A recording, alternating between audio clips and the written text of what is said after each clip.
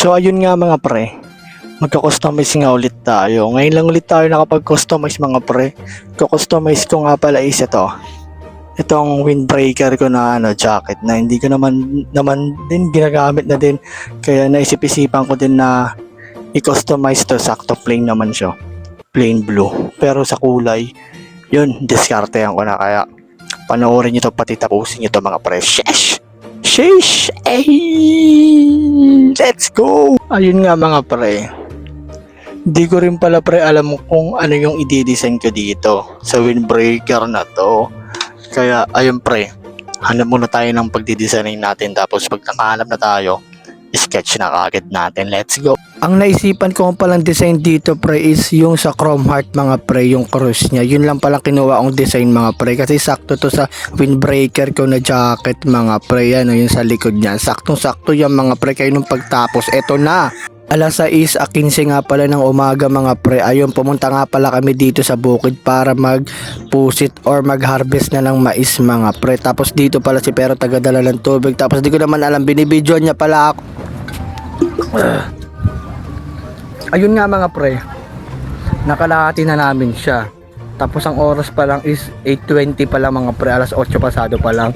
Pero nakalahati na namin siya mga pre. Pakita ko sa inyo ito. Yun nga, masyado nga rin, medyo sumasakit na pala dyan init mga pre. So ayun nga mga pre, yellow corn nga pala to mga pre, yellow corn. Tapos ito, tataliin natin syempre lahat yung mga napuno na pre, tataliin na natin yan, pati meron pa dun, taliin natin yung mga yan. Okay. Pagtapos ko nga pala itali lahat ng mga napuno naming sako mga pre, grabe init no, kaya dito nga pala mga pre, sumilong pala muna ako. Tapos ito mga kapatid ko pati pinsan ko, ang kukulit nila, sumama pa talaga sila, wala pala sila ginawa. Binuwat pala muna natin to mga pre, kasi uuwi pala muna tayo para kumain. Bumalik nga pala kami dito ng alas 3 pasado mga pre. Tapos ito si Pero, nakita ko dito nag food trip ng Fungi Bar, kaya humingi ako, binigyan niya rin ako, tagkalahati kami. Ayun, food trip talaga. Tapos dito mga pre, ito mga napuno ko na mais, ilalagay natin sa sako. Tapos ganda ng araw mga pre. Tapos yun, tatali na natin siya, din bubuhatin na natin siya pre, ilalagay natin. Sumayaw pa talaga. So ayun nga mga pre, ito nga pala yung mga naipon namin na napitas namin na mais. Tapos meron pa dun, andun yung tito ko, lola ko, pati lolo ko.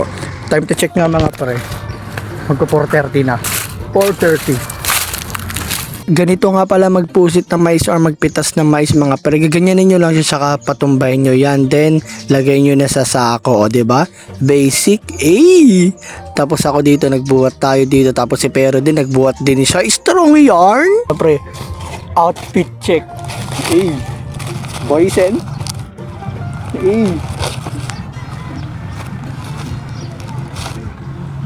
Putang ina, outfit check. Ayun nga mga pre, hanggang dito na lang matatapos sa video na to, kasi lobot na rin tayo pre. Tapos anong oras alin? Alas 5 na, oras bolol. Bago nga pala matapos itong vlog na to mga pre, huwag natin kalimutan syempre ang intro natin. Ako si Roro, tamad pero masipag. Kaya tara, samahan nyo ako. Bye bye, see you tomorrow. Pero